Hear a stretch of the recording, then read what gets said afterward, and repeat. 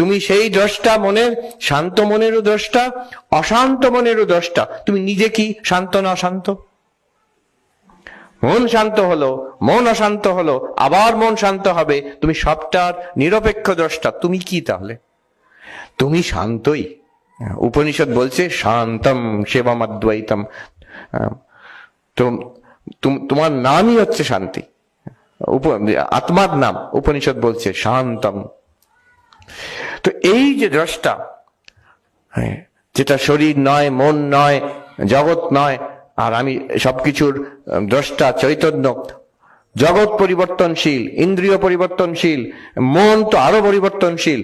আমার কোনো পরিবর্তন নয়, আমি একভাবে প্রকাশিত করে যাই।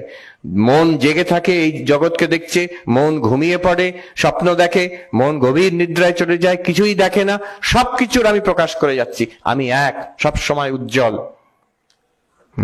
প্রত্যেক দিন আমরা এটা কিন্তু গান গাই আরতিতে, জ্যোতির জ্যোতি উজ্জ্বল হৃদিকন্দর।